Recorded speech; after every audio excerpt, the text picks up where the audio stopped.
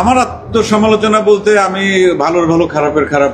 আচ্ছা, আমরা তো প্রত্যেকের কাছে যাব, আপনার কাছে আমার শেষ একটা প্রশ্ন, যেটা হচ্ছে এখানে তো ভূতের চরিত্র অভিনয় করেছেন, প্রত্যেক শিল্পী নিজের মানে সত্য কথাগুলো নিজের আত্মসমালোচনা করেছেন। আপনার সিনেমাতে বলেনি, কিন্তু এমন একটা আত্মসমালোচনা আমরা শুনেছি।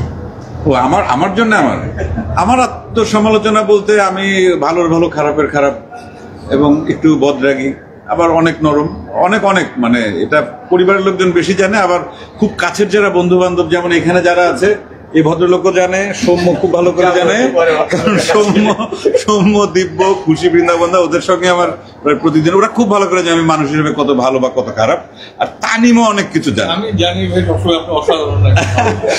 সাদিয়া খুব বেশি জানে না, কারণ এই প্রজেক্টের মানে কারণেই আমরা একটু কয়েকদিন কাছাকাছি একসঙ্গে আছি আর কি, প্রচারণা। তো খুব বেশি আমার বদরাগ অথবা খারাপ জিনিসটা আজকে একটু দেখেছে, সেটা অন্যভাবে বলবো।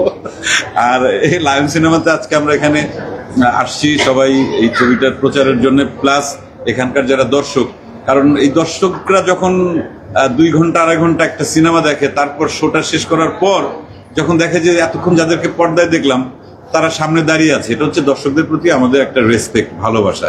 তাতে দর্শকরা আরো বেশি উৎসাহিত হন, বা তারা আবার চিন্তা করেন, ও যাদেরকে পর্দায় দেখছি এরপরেও নিশ্চয়ই কোনো সিনেমা দেখলে বোধহয় পর্দার সেই মানুষটিকে বোধহয় আমরা সামনাসামনি দেখতে পারবো। অতএব এটা দর্শকদের জন্য এখানে আসা, সেই সাথে হল মালিকদেরকে উৎসাহিত করা যে না, আমরা আপনাদের সাথে আছি, এবং হল মালিকরা আমাদেরকে যেভাবে সাপোর্ট করেন তাদের প্রতি তো আমাদের কিছু ভালোবাসা, কৃতজ্ঞতা, দায় দায়িত্ব আছে।